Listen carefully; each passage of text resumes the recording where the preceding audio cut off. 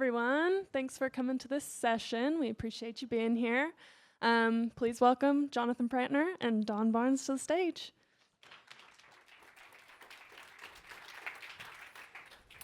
Thank you all for joining us this afternoon. So, as we all know, we are in the midst of an AI revolution. We see it in the news all the time. We've seen it all throughout the conference. And as we talk today, we are going to dive into an AI solution that RXA OneMagnify and Domo help deploy for Belle Tire. But beyond that, we're really going to focus in on the human in the loop. When they were talking about the workflows that are enabled and really talking about how you can add that human in the loop back into an AI process, that's the key that we're going to focus on today.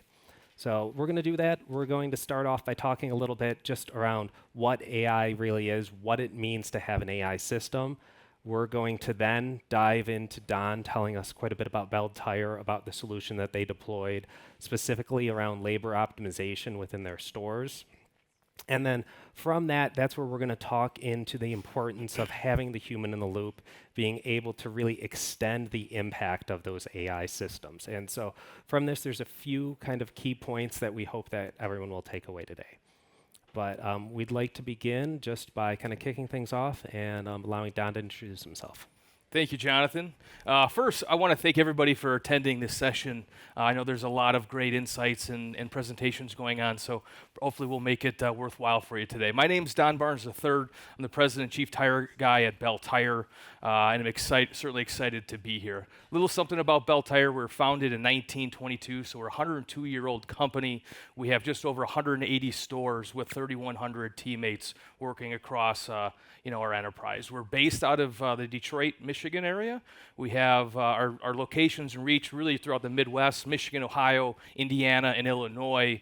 And about 7, 8 years ago, we had around 80 stores. So we've added about 100 stores to the enterprise within the last 7 or 8 years, and it was all done through mainly greenfield locations. So really not any about acquiring locations, but really about greenfielding and building a process as we continue to grow and scale.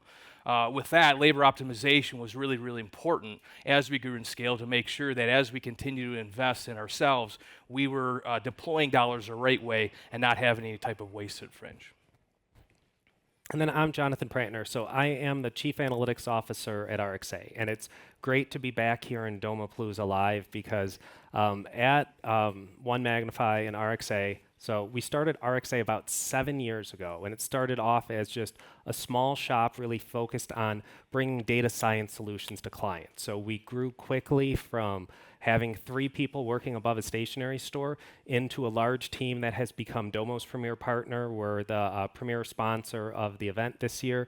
And last year, we had the opportunity to join forces with OneMagnify, who is a marketing services firm that has been around since the 1960s, really focusing in on analytics and technology solutions for organizations.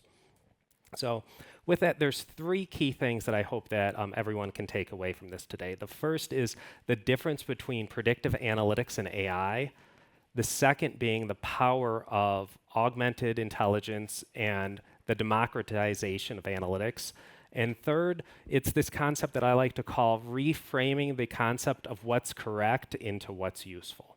So to start this off, we have to think about what actually is AI. And so when we hear AI, it's a huge umbrella term that gets thrown around a lot. But when we think about AI, I want you to think of it as the same way you would hear science. So we could think about science in terms of a child making a baking soda volcano, or we can think about it in terms of space travel.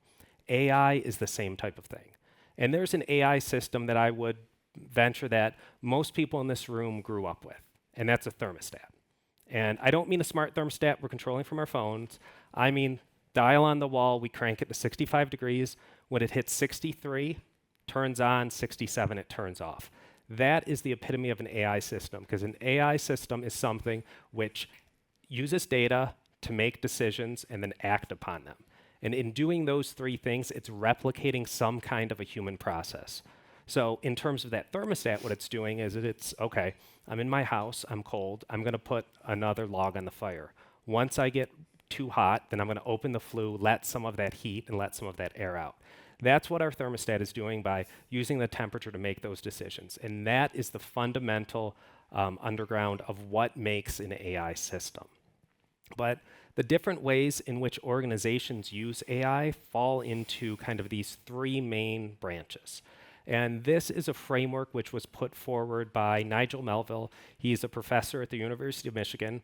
He's also part of the Generative AI Industry Council that we founded at OneMagnify, because we found with the explosion of AI, organizations are faced with these competing pressures.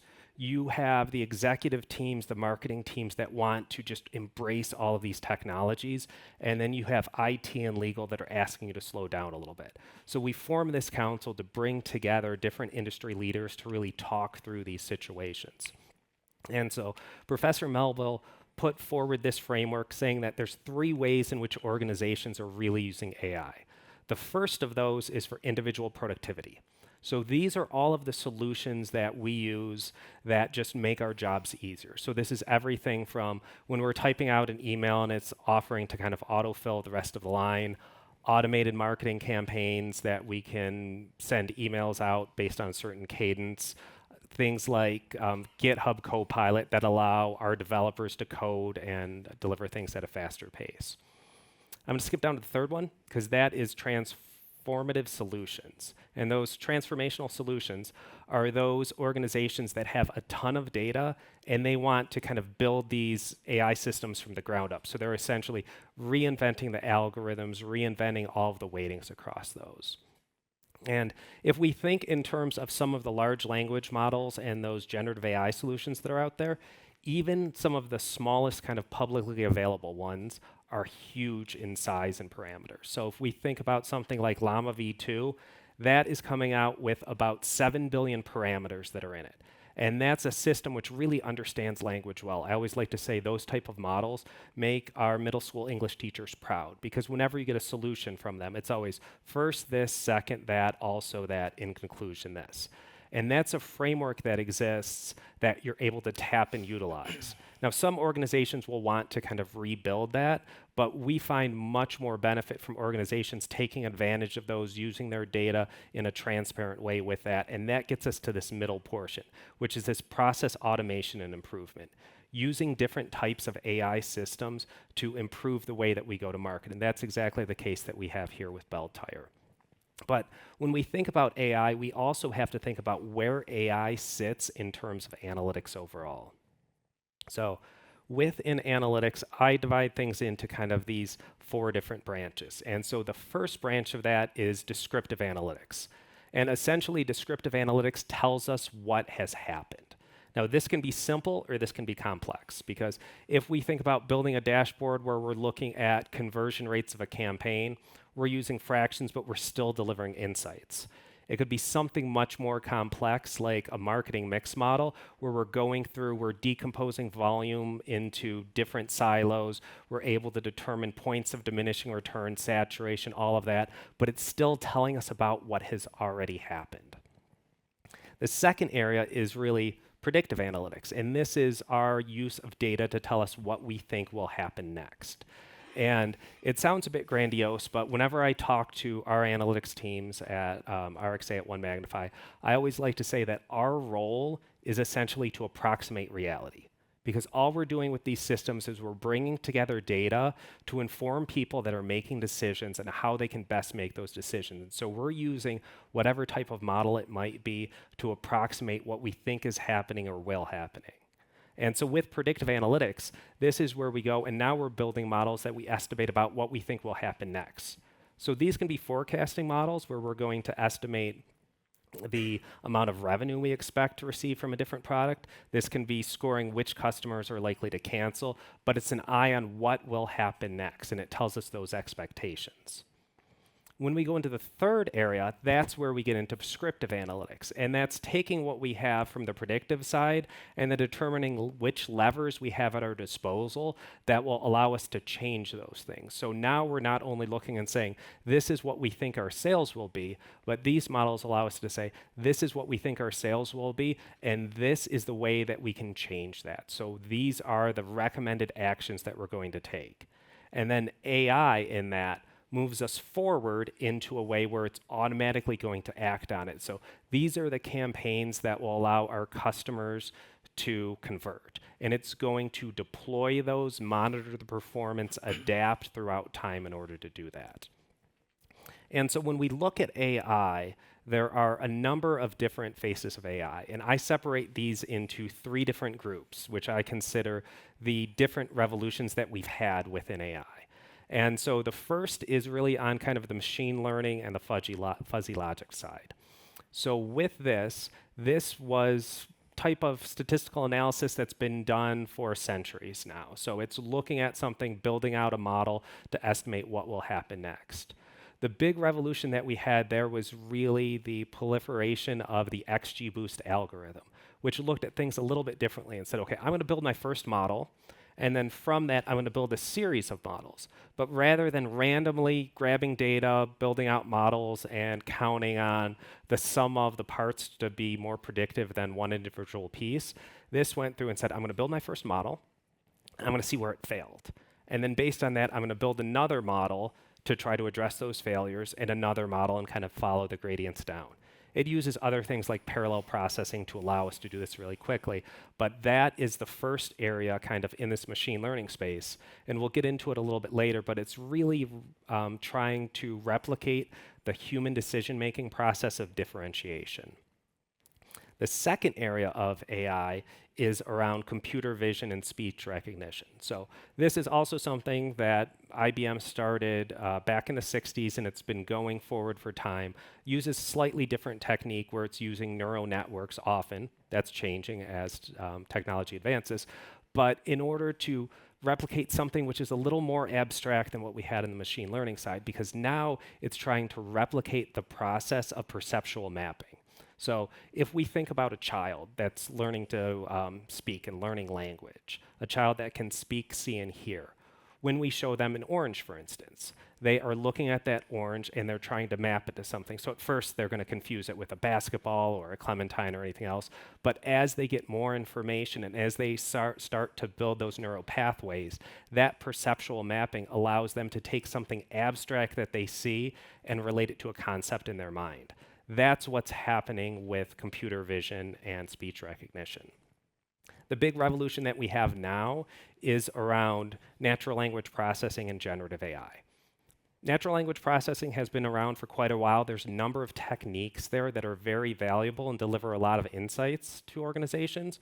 What we saw with the paper that came out a number of years ago, Attention is All That Matters, and when we look at that, that is using these transformer technologies. And what that did is it allowed us to create connections in the data that are further apart from one another. Because the example I like to give for this is if you, anyone who's ever looked at a recipe online, right? You go through and you just want to know what temperature you need to set the oven at, but you're going to go through this long blog post where someone talks about the first time they ever had this dish and what it looks like.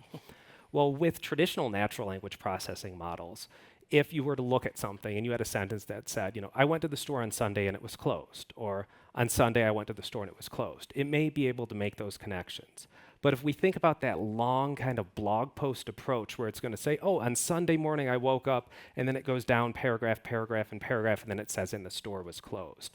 The traditional models couldn't do that. But these transformer technologies allowed us to solve this issue, which was called either the exploding or vanishing gradients, to create those connections further in time. And what we're going to dive in today in the Belle Tire example is really around the machine learning application and some of the things that we've seen there. So with that, I'll turn things over to Don. Thank you, JP. So again, really quick about Belle Tire, kind of said this already. You know, we're a 102-year-old company, just over 180 locations throughout the Midwest, 3,100 teammates. But you know, really what we're excited about is we have an NPS, which the likelihood to recommend, company-wide of 75. On average, from a revenue standpoint, we do about 4x per rooftop than a traditional tire and service center, and about 10x in four-wall EBITDA. So we're a very high-volume, customer-centric type of facility. You might say that we're the Chick-fil-A of the tire and service space, and we're both closed on Sundays. So I'm the president and chief tire guy at Belle Tire, but yeah, the chief tire guy, yeah. But really, the way that we think about our business and our decision making is we decentralize the decision making really down to the store level. Our stores are essentially ER units. That's some of the fun things about working at Belle Tire is you never know what's coming in through the doors. But we do know that anyone that's coming through the door, come into a tire and service shop, they have a problem. And it's our job to solve them. So really what we look at is our store manager is the president and CEO of our 180 businesses. All 180 businesses are own P&Ls. They're all incentivized based on how well they're able to grow the business, both on a top line as well as a bottom line operating profit. And our job in HQ, we call it the support center, is to do just that, is to support our teams in the field that are in the trenches, taking care of our customers, and giving them insights using data that we have across all our different companies so they can continue to work smarter, not always harder, right? You think of a tire service shop, you get a lot of brute force, let's just work really harder and go faster. Well, that's true, but if we're able to use data and insights, which we have through the magic of RXA and Domo, it allows our team to work smarter, in this case, work on a way to deploy our workforce. Now, the initiative isn't just about cutting costs. We're going through a fast, high growth period, so we wanted to make sure as we're going through all parts of our business, where did we feel like that we might be, overspending? Not that it was a bad thing, but as we go and ramp, how do we become more efficient that we do? How do we do it in a way that's repeatable and scalable? And how do we do it to a way that makes sense to the store manager and the team there that is having to, perform and execute on all these goals? So in 2017, as we were kind of going through this exercise of growth, like I said, we felt like our labor was just too high. We have an NPS of 75, and we've always erred on the side of let's make sure we have more staff than less in case we get busy, because the last thing we want is disappoint a customer. The number one thing that drives a favorable rating of customer service with NPS is time. Because when, hopefully, you guys don't know, but I'm sure you do, is when you take away someone's car keys, you're taking away their freedom. And so our goal is to get our customers back on the road fast and affordably. And if we can use data and insights to predict when customers are coming in, we'll be able to deploy our labor force that's able to match them up to deliver high quality of service, and also in a way to where we don't have people standing around underutilized. And in certain areas, we're not understaffed to where we're possibly losing out on sales. Now, like I said, our store managers are really the presidents and CEOs of all of our business, and we trust them to do the right thing. That's one of our core values, right, is doing the right thing. And so when we have promotions or we have busier times, managers say, well, I know this sale is going to be really, really good, the Memorial Day sale, whatever sale may be, I need to make sure I have all my team staffed and ready to go. In some cases, we might. But that's just really more of a feeling, is I want to make sure I do the right thing and take care of my customer. And it was always at the expense of maybe overpaying and having too much in labor. So, but like I said earlier, we also knew there were times where we were really, really busy and we were short-staffed or weren't able to meet certain customer service metrics that we weren't okay with. So the problem was, how do we look at people that are on the clock that are being underutilized, as well as how do we look at areas, again, this is all very store specific, where we are short-staffed, resulting in longer wait times. So as we were working on this labor optimization, we were developing specific schedules for our teammates, based on every single location, right? So the day of the week, week of the month, month of the year, we really were very specific and precise on how we schedule. Before, we used to kind of, blanket with the, I call it the peanut butter approach. Hey, we need to have about 3 people in the morning, so many people in the afternoon as a swing shift, and so people to close. And that worked, maybe 70, 80% of the time for maybe 70 to 80% of locations. But that wasn't going to allow us to grow and scale, and that wasn't going to really allow us to do our job in the support center of making our stores be more efficient so they can better serve our customers. So what we did is we partnered with RXA OneMagnify, with the help of Domo, to really work on this labor optimization platform that we currently use.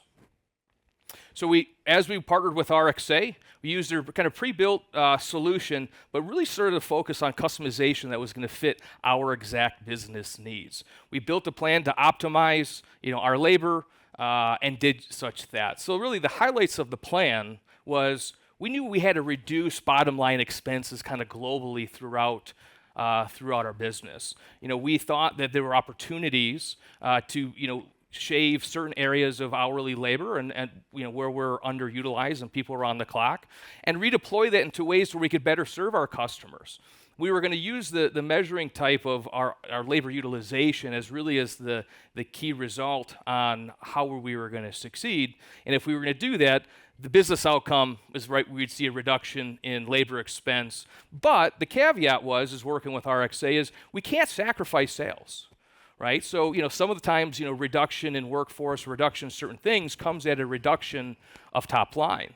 Right? It's easy to say, hey, cut staff by 10%, cut marketing by 5%, whatever it may be. It's hard to get down to the nitty-gritty and understand where are those opportunities, I call it, to kind of scrape the last little bit of the jelly out of the jelly jar without cutting into the muscle, right? So the prerequisites is we couldn't sacrifice sales, and we couldn't lower expectations on what customer service liked for at Belle Tire, right? So NPS and sales were really the two stakeholders that had to remain constant or hopefully grow as we went through this.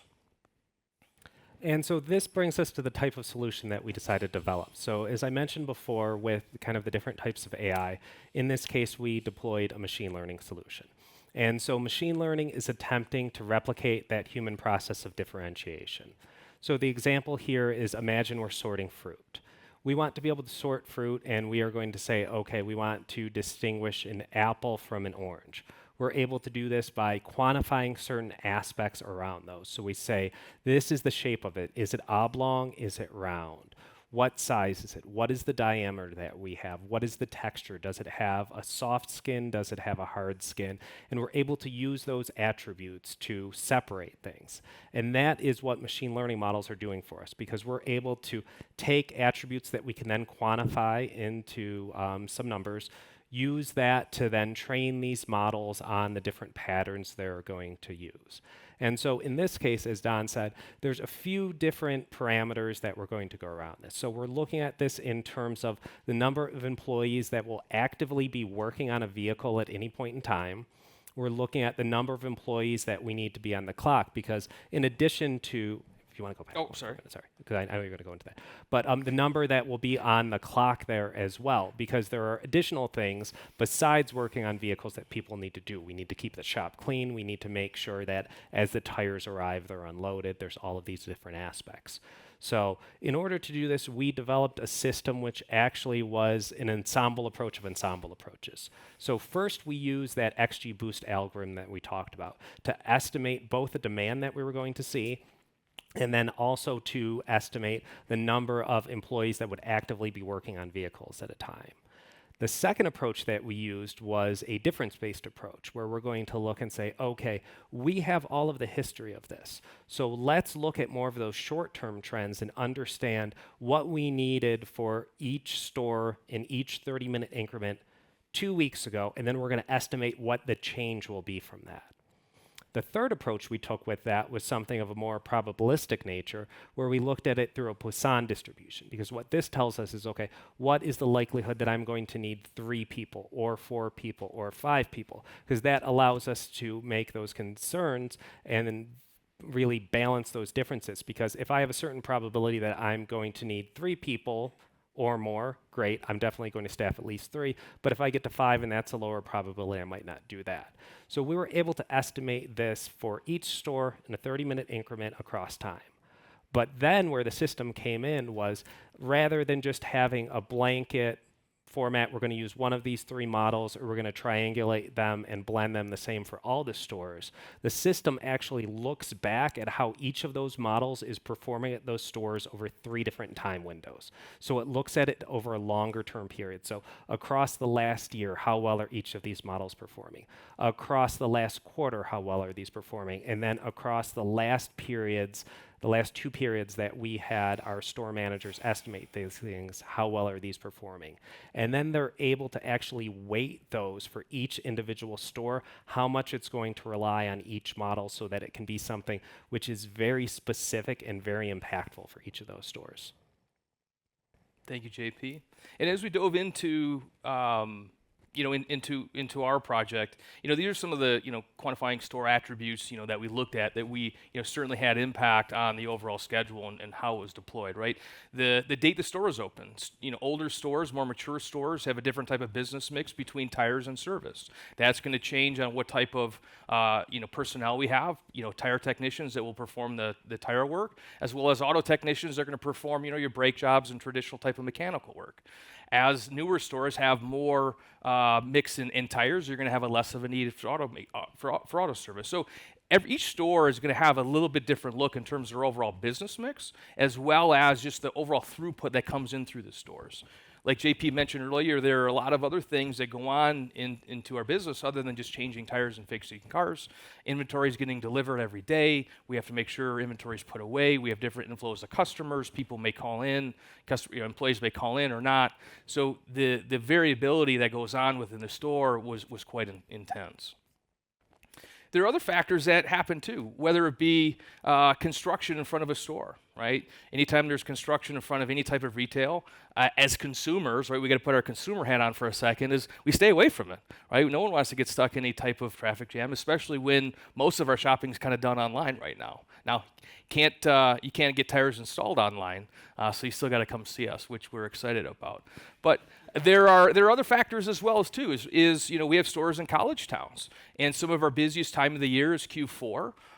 And typically we would expect certain stores to be very busy, but in college towns, when students go home, we see kind of a atypical dip in the business because of that population set going. There are certain stores that I'll call on island markets that kind of have unique variabilities based on what's going on in the business. In northern Michigan, there's tremendous amounts of snow that goes on. So in the spring and fall season, I think similar to Utah, we call it the changeover season. People come over and change over their summer tires to winter tires, and then in the springtime, take off the winter tires and put on the spring tires. So there's different variabilities that come in that are somewhat unique on a store-by-store basis that have to be looked at and really provide context to just some sort of data set.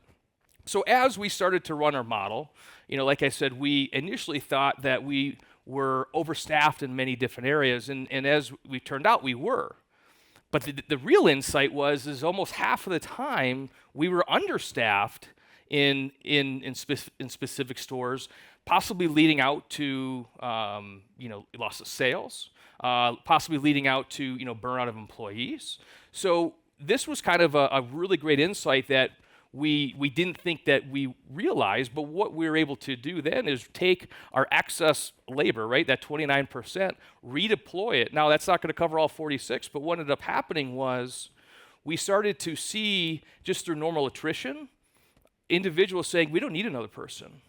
And some of the things that go on in the back of the shop is you need to stay busy, and there's a chemistry of people working together. So just through natural attrition, as maybe the least performer kind of weeds out, the team didn't want that extra person to come in and get hired. So what we were able to do is not only just redeploy our workforce to meet our customers' needs, we were able to redeploy labor dollars that we're trying to save to individuals that were improving productivity, so increasing productivity, decreasing the total amount of headcounts, all while taking care of our customers. Now, it sounds great talking, like this on stage, but deploying it and getting tire store managers to adopt this was another challenge in itself. You can imagine some of the conversations that went on. Wait, Don, you're telling me this computer is going to tell me how to schedule my store? I've been doing this for 20 years, 30 years, 40 years in some case. We have that privilege to have very little turnover in that position. And it was yes. Now, some individuals, embraced it quickly and did. Others didn't. And if I'm going to quote a movie, if anybody remembers the movie Days of Thunder, Robert Duvall, Tom Cruise, any people familiar? There's a part in the movie where Tom Cruise, he's this raw, race car driver, and he can get around the track faster than anybody. Robert Duvall's the crew chief. He knows precisely how to make the turns, when to slow down to go fast, and really get the most out of the car. And so Tom Cruise had to drive 50 laps. And see how fast as fast as lap time did. He did. After the 50 laps, the tires are all wore out. Robert Duvall in the movie said, okay, now give me 50 laps my way, and let's see what happens. Tom Cruise races the same race car around. Next thing you know, he actually has a faster lap time, and the tires are lasting longer. And so that was really kind of one of the metaphors, analogies we use with our team is, guys, this isn't a replacement for your knowledge base. This isn't a replacement for what you already know and kind of feel. But let's not be naive that we don't have data and insights that we know that can help us do a better job. And so there are more people that embraced that and kept going with it. Others said, you know what, I think I know best, Don, and we'll see what happens. But as we started to get some traction, no pun intended, with this rolled out, some of the feedback that we got from the store managers is, you know what, we really haven't been running behind. And actually, I've never really have kind of extra bodies, or do I feel like I'm short-staffed in different periods? I'm trying to follow it as much as I can. There are certain nuances that happen running a store, right? We're all people. And so life happens, and, we have to be flexible with that. And that's, again, how we approached it to our team. I'll use another metaphor is team, this is like a Tesla, right? We're putting on an autopilot. We're still, in the driver's seat. We can grab the steering wheel any times, but let the car drive itself. And any of you who've driven a Tesla or maybe a vehicle with kind of the adaptive cruise control, that first time the car starts to turn and you're not holding a steering wheel, it's a scary moment. No different than our team in the field to where, okay, I'm going to let this computer, this black box, tell me how to staff my store, staff my team in order to take care of our customers. Over time, as the team got more confident, as the machine learned more and more, we were able to become more and more precise on and really able to predict when customers were going to come in across all, at the time, 100 locations, now 180 locations, and being able to deploy our workforce in a way that meets those customers' needs. Last one, I think it's spot on. There are a lot of other ones in here that maybe weren't all as favorable, but this was the general sentiment of our team. And then when we look at purely just the business financials of it, right? Because again, the point of doing this was we wanted to grow fast. We wanted to do it in a way that's repeatable and scalable. We want to make sure we're deploying our capital in a way that's best fit for us, again, without sacrificing sales and without sacrificing the customer experience. And when it's all said and done, we're able to reduce labor by 14%, hourly costs, or hourly labor. We were able to increase same-store sales by just over 2%. We maintain a world-class NPS of 75 and increase same-store EBITDA by almost 8.5%. So like I said earlier, our store managers are the presidents and CEOs of their stores. They're all compensated based on their own P&L. The ones that adopted this early got to reap the benefit through increased sales, through reduction in labor costs, and more importantly, an increase in profit, all while delivering a world-class experience to our customers. So once we had this in place, it was, JP, where can we implement this other way? How do we optimize our inventory? How do we optimize all of the other things that we do, because there's a room for it? And this is where we get into the concept of kind of a model impact life cycle. So as we put any model into place, we're going to see, hopefully, what we saw with Belle Tire, this kind of seismic change in some of their metrics. And once we do that, we're able to kind of maintain that level. So I think of it as we're moving along, we're able to move up to another plateau. Now, the models will continue to improve across that, but it will be marginal impacts that we see across there. So I think of this in terms of the life cycle of a model in terms of its impact. So the model itself is not decaying. It's not, we're not dealing with data drift that makes it less important, less impactful, but we're not seeing that same lift, because ultimately, if we think about it, any of us, when we're doing our performance goals for the year, we're going to set out certain goals. Once we achieve those, great. We're expected to stay at that level, but then the question comes next year, what are we going to do now? How are we going to improve that? And that's where that role of augmented intelligence comes into this. Because as we look at things at the store level, we're able to see, what are some of the areas of strengths that we have in certain stores? What are the areas of weakness? Because one of the great things about Domo as a platform and about machine learning and data science solutions are they're able to go through and across all those different metrics that Don was talking about earlier, tell us what's valuable. So once we have that data, we want to share all of that data with the team so they're able to look at it, determine what they can see in it, and where they can go forward.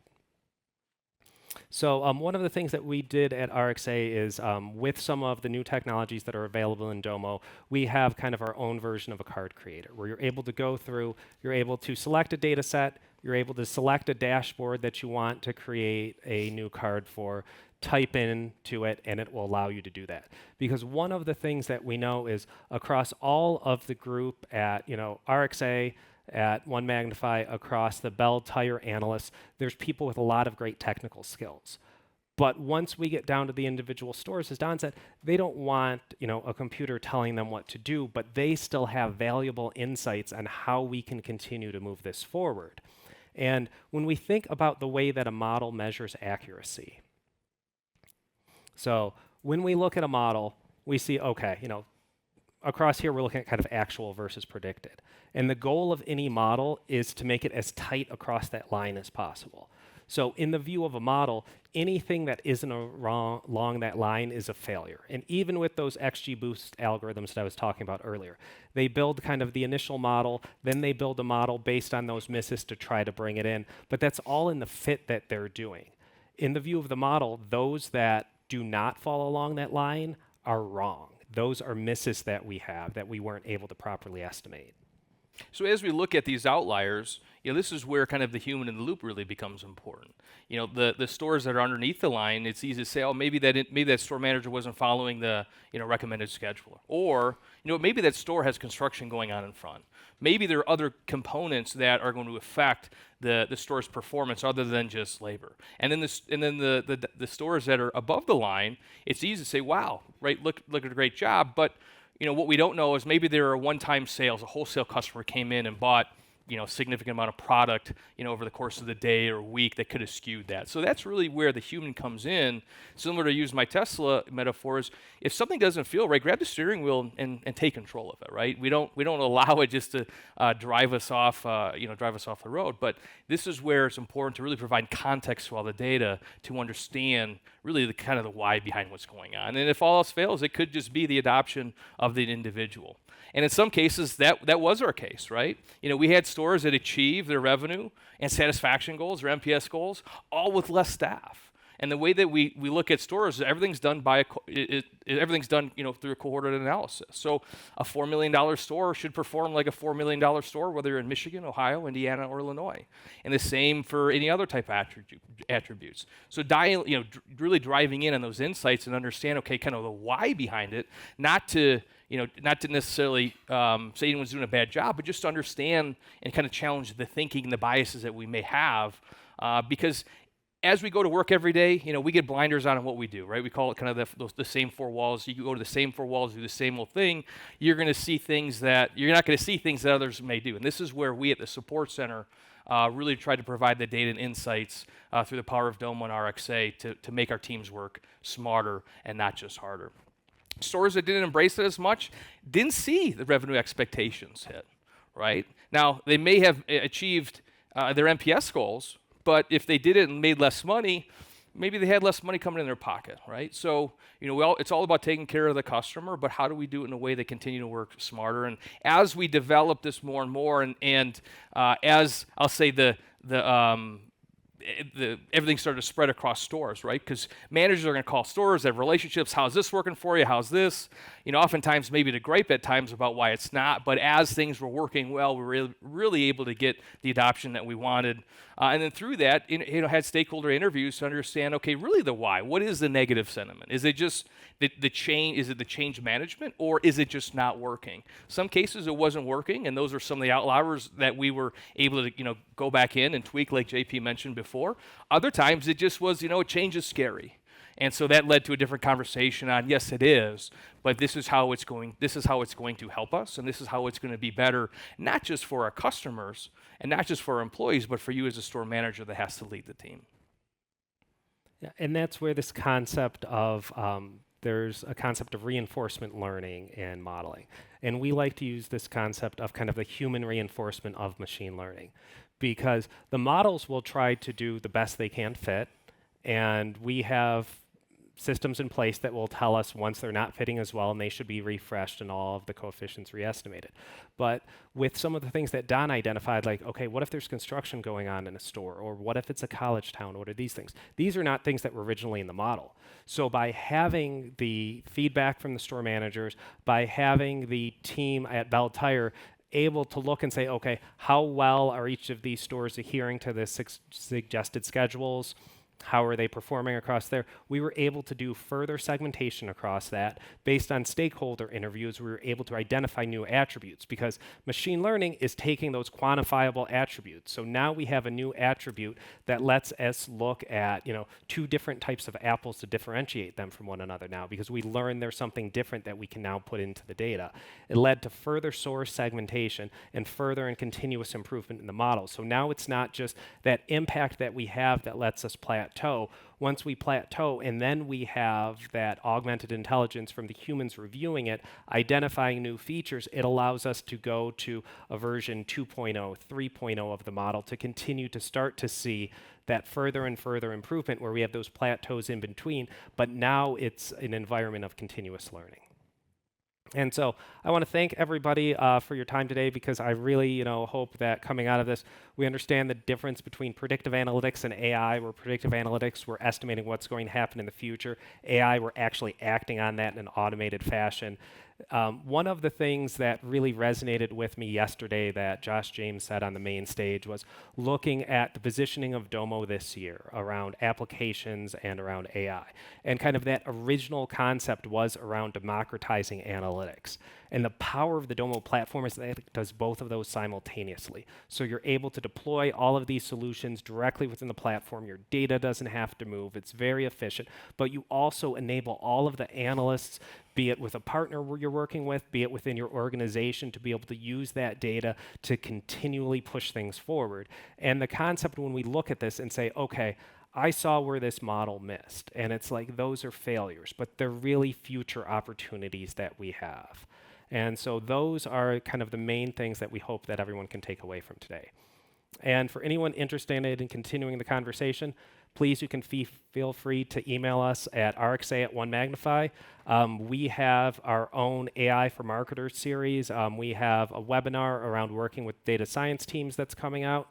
We're very excited because we just went through the final stages of peer review with the Applied Journal of Marketing Analytics on a paper that we did about customizing generative AI and the power of retrieval augmented generation and fine-tuning to use your own data to enrich those models. That's going to be coming out in June. And then we also have a Forrester report that's coming out around generative AI and what it means in the B2B marketing space.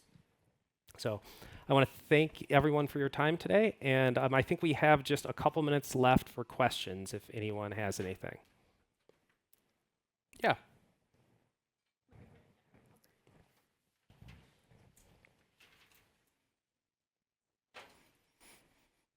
You mentioned that you were using the XGBoost model and the Poisson probabilistic model to I guess, figure out the right staffing Yes. quotient.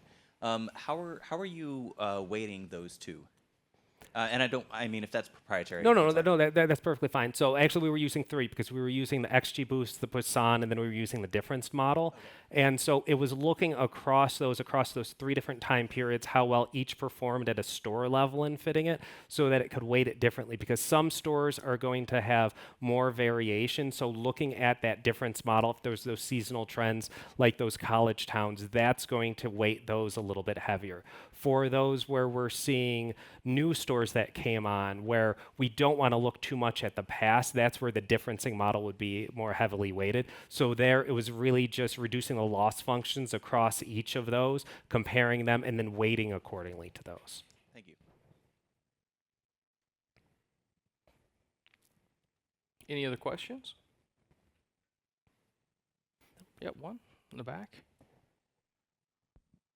You mentioned that the conversation with some of the store managers was, I guess, like tricky depending on their experience. Do you have any tips or tricks on how you would reinforce using an approach like this for a business? Were there anything you said or any ways you approached the conversation, maybe for a store manager who has a lot of experience and was a little averse to trying this? Yeah, I think the biggest thing that we learned was, we had the data, we had the insights, we generally could see that this was the right way to to schedule and staff our stores. But where we made this mistake was that our teammates would get it as quickly as we did. And so it really then became a conversation on really to seek to understand, the store manager's perspective on, okay, let's say you need 10 individuals. Okay, why do you think you need 10? And really start to build that conversation on that. And what we found out was, a lot of the conversations really depended on fringe type of activities. And it's like, okay, well, yes, those are all real, but how often do those instances really happen? And our managers are very astute to know, like, well, not that often. Okay. And so it was just really allowing them to have a voice in the conversation about it. And then, like I said, it was trying to use different type of metaphors to connect with our team. And the Tesla metaphor was used like, this is on autopilot. But if you don't like where the car is going, grab the steering wheel and turn. If you don't like what you're seeing in terms of schedule, whether it's just a feeling you have or right or wrong, okay, grab the steering wheel and change what you think. But then let us know why you think it may be wrong, right? Let's have that conversation versus I'll say it being a 1 or a 0. And while we had those conversations and kind of took a step back to, I'll say, be more collaborative in that rollout, that's where we got really the full adoption with the team. And it's just like anything, right? Whether it be with staffing a store, taking on a new product, new technology, is once you start changing keystrokes, you're changing the, people's worlds. And making sure that they are able to participate in the world that they're creating adds a lot of value. And making sure that was one of the things that we made sure we did kind of after that first adoption rollout. All right, and our timer just went to 0, so I want to thank everyone so much for their time this afternoon. Thank you so Great much. day.